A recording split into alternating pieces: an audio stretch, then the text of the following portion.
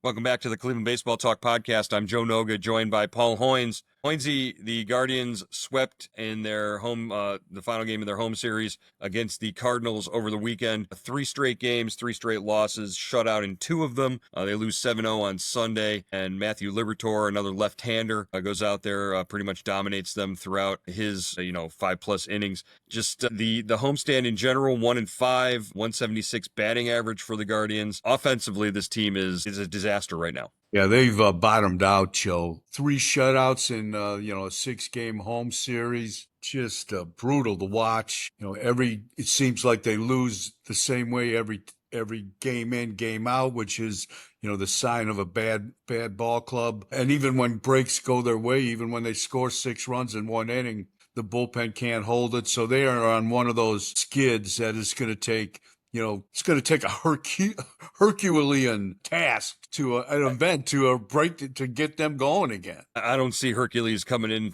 through that clubhouse door anytime soon, Hoynesy. The sweep by the Cardinals, kind of historic. They were the last team standing, the only team that had never swept Cleveland. So now the Guardians franchise has been swept by every team in Major League Baseball. They had held out this long since 1901, hadn't been swept by the Cardinals, and it doesn't get any easier for this club. 6 teams above 500 on the schedule before the All-Star break. They're in the middle of that stretch. They've got 3 straight first place teams that they're facing coming up, beginning with the Cubs. Just the road isn't going to get any harder, but Stephen Vogt seems to be remaining positive about things. Stephen Vogt is the eternal optimist, Joe. I guess all managers have to be that way, but he's taken it to a different level. I mean, he said, I know he said June was not our best month. It was not good to us, but that doesn't mean July won't be better than ever. August won't be better than that, and September won't be better than the July and August. So the glass is always half full with Vogt, and you need that with the young team. And this is his second year, and this is a drastic reversal from last year. At this time last year, they were 52-30 after 82 games with a 6-game lead. Today, they're 40-42, 11 and a half behind the Tigers. So this is the other side of the coin. But also just 2.5 out of the wild card, so there's something to it there. And if you want to dig into numbers a little deeper, you can go back to 2022, as far back as 2022, a Terry Francona team that made the postseason. At the midpoint of the season that year, after 81 games, that club, just like this year's team, was 40-41. And we all know what happened down the stretch. That team caught fire. They played real well. They sort of came up with that small ball philosophy and really rode that into the postseason. And, that could happen again. We're not saying that can't happen again. But you've got the trade deadline coming up, and it all depends on if this team is going to sell off some veteran pieces, like Carlos Santana, Lane Thomas, Emmanuel Clase. If guys like Chase DeLauter are going to be ready to come up. And over the weekend, for the first time, really, we heard from Chris Antonetti saying that, as far as development goes, as far as major league readiness goes, Chase DeLauter, the organization's number 2 overall prospect, is major league ready. It's just finding an opportunity for him to get out there and play. So I'm going to throw the phrase out there. I hope it catches on. I hope everybody runs with it. We got to find a place for Chase. We got to find a place on the roster. Make it happen. If Antonetti's point is, it's now just waiting for that opportunity, well, he's the guy who determines whether or not that opportunity is ready right now. Yeah, there's a bunch of opportunities on this team, Joe. It doesn't take a genius to go up and down the roster and see where, DeLauter could fit. They're just not, right field has been like a desert. It's been, without vegetation, they've got nothing out there. It's just miles and miles of unproductive at bats. Center field is no great shakes. The only outfield position that's produced is left field. So DeLauter can play center. He can play right. He can DH. Give him a shot. It's probably time to bring him up. I know they were worried about him staying healthy. It seems like they're coming to terms with that. The Guardians need a shot in the arm. Yeah, I think with Chase DeLauter, the only question about ability is, or his question is his availability. You know, that's, was he going to be able to stay on the field, stay healthy? All of these little, freak injuries that happened to him on his development path after being drafted. You know, and they took him knowing that there was going to be injury issues there with his foot early on. But apparently he's past that. Apparently all the precautions that they took during the fall league and everything have paid off, and he's ready to go now. So when can we realistically expect that move to happen? Could it happen ahead of the Cubs series? Could it happen? You know, you don't want to start him in right field, your major league debut, up against the ivy and the brick walls in Wrigley Field, where you've smashed your toe on a wall and been out for a couple of months in the minor leagues. I think the opportunity could be coming, really soon. Yeah, I think it could, Joe. I don't know if it's, before the break or after the break, but in the next 3 weeks, I would imagine they've got to make a move either with, DeLauter, with CJ Kifus. They've got to bring one of those guys up, and obviously, you covered the game yesterday. What about an update on Arias? Yeah, that was kind of a scary scene in yesterday's game. In the third inning, Mason Wynn sends a ground ball deep to the hole and short. Gabriel Arias ranges far to his right, goes into sort of a slide to try and stop the ball. And when he did that, left ankle cleat might have sort of caught the turf, and he rolled over, buckled on his sort of awkwardly on his left ankle. It looked like it was going to be a lot worse as they brought the cart out. They had him in an air cast. They were checking his knee for stability and that kind of thing. But we got the report by the end of the game that it was a left ankle sprain. X-rays were negative, which is good, but you never know the severity of those high ankle sprains. Those could be even worse sometimes than a break in terms of recovering from those, depending on how badly the ligaments are torn up in there. So don't expect to have Gabriel Arias for an extended period of time. Probably he's almost assuredly going on the injured list, which makes Brian Rocchio an option to come back up. The infielder who started the season as the Guardians, number one shortstop. He's been actually hitting pretty well down in AAA since he was sent down. It's, the numbers are, not terrible. 37 OPS, 7 home runs, 30 RBIs in more than 100 at bats. So maybe, and you said that, it looks like he's a little more patient at the plate. Yeah, that jumped out at me, Joe. 27 strikeouts, 23 walks. That's a good sign. Patient that perhaps Rocchio is kind of reining in that swing and being a little more patient at the plate, hitting 252. If he could come up here and hit 252, I think the Guardians would take that in a heartbeat. And we've always seen that sneaky power that he's had. We saw it last year. We saw it in the postseason. Unfortunately, we didn't see it for the first 2.5 months of the regular season before he got sent down. Yeah, and we saw him develop into such a good threat at the plate during the postseason last year. He seemed to be hitting everything, and his confidence was so high, and that I think is a big part of what Brian Rocchio needs when he comes back up here. If he's going to take Arias' spot on the roster, is just show that confidence to know that you can do that at the major league level. You've done it before. You've done it on the highest stage in the postseason, and just go out there and believe in yourself. I think a little bit of that will go a long way. Yeah, and I think there's never been a question about his defense. He really played Gold Glove caliber defense. He was a Gold Glove finalist last year. I think the offense and the defense kind of, his offensive struggles affected his defense this year and during his first stay with the club. But hopefully, as you mature, you really learn how to separate those two elements of your game. As far as the future of the franchise, the future of prospects, Major League Baseball announcing today the AL rosters for the MLB Futures game, which will be played over All-Star Weekend. Parker Messick, left-hander, is going to be on the American League roster. Well-deserved spot for Parker, but also a name that might come as a surprise to some people. Not really, but CJ Kifus, who's having an outstanding season, moved from AA to AAA this year, and also one of these guys that you're talking about, potentially bringing up and having an impact on the major league roster. But he's going to go to the Futures game.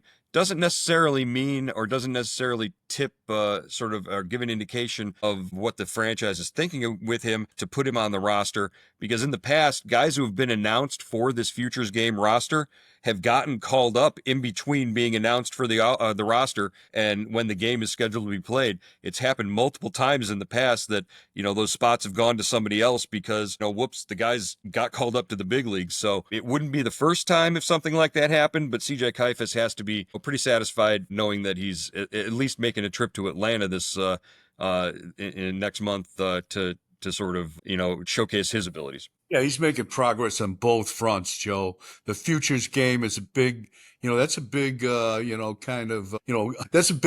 a big award. That's a step in the right direction on your way to the big leagues. That's a feather in your cap. And CJ's also, he's been, since he came up to Columbus from Akron, I mean, all he's done is hit. He's hitting 303, 10 home runs, 33 RBIs. He's playing the outfield. He's playing first base.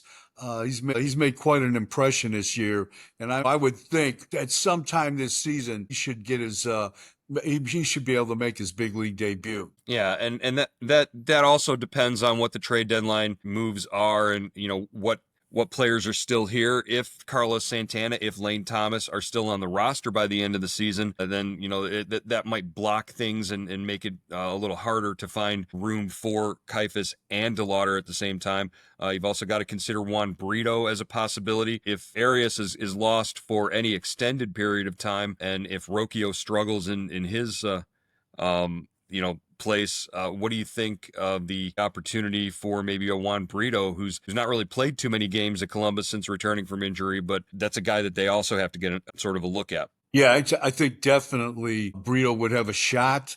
But like you said, Joe, he's coming back from that thumb injury. He needs some time to get his feet under him. So, that's a guy definitely I don't think we'd see until after the break. But, and as you said, it all depends on how the big league club is playing. If this downward slide continues, I think we're going to see a lot of the younger guys, and we're going to see them a lot quicker than we would if this team stays in contention for the division or the wild card. Yeah, it's always that sort of age-old question with Chris Antonetti, trying to thread the needle, stay competitive for this season, but also look to the future. And, realizing guys like Carlos Santana and Lane Thomas aren't going to be around with the organization much beyond this year, even if you keep them through the end of the seasons. It's hard to sort of predict what they're going to do. Antonetti said that with the third wild card being implemented, it's moved these trade deadline sort of activity to within that last 48-hour window. There is sort of what we see. We see the majority of the deals taking place then, because teams don't want to sell too early and sort of raise the white flag when they could catch a spark, and a week and a half of playing real well gets you right back into contention for a wild card spot. Yeah, that was interesting what he told you guys on Saturday at the ballpark.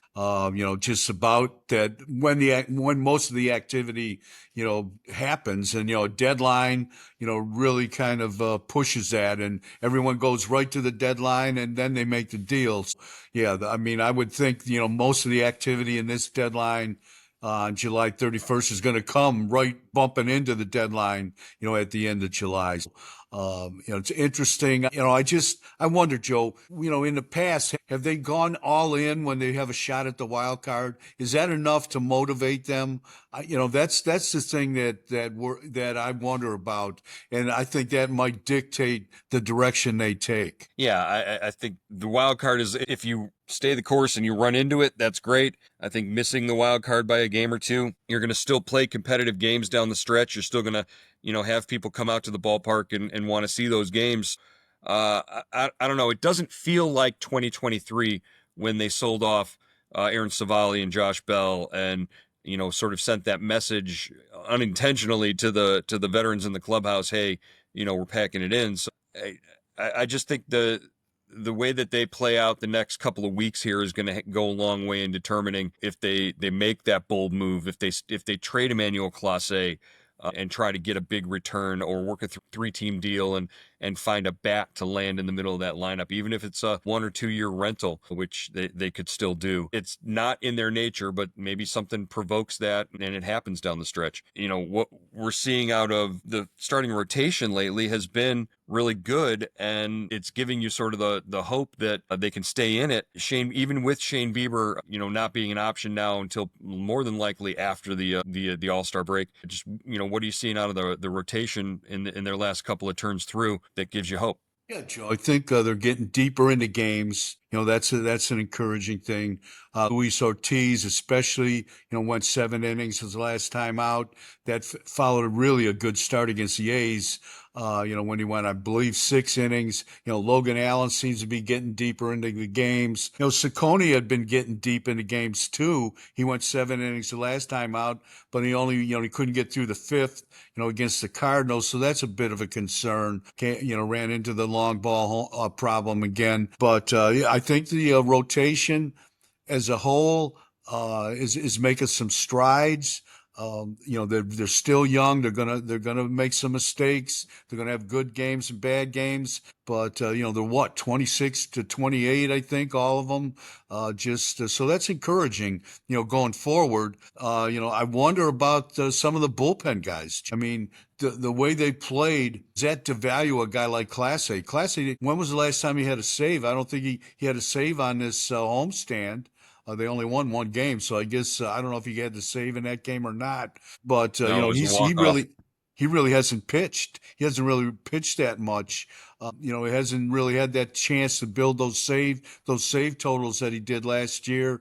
We've seen Heron and Gaddis struggle. So it's just I don't know if it's the wear and tear from last year or just kind of a reverse thing with the rotation going a little deeper. But the pitching has kind of shifted to you're encouraged by the rotation and maybe a little some questions about the bullpen. Yeah, not as much of a sure thing when Hunter Gaddis comes in the last 2 games, gives up home runs in back-to-back games. Doesn't look like Hunter Gaddis like he did throughout the majority of last season.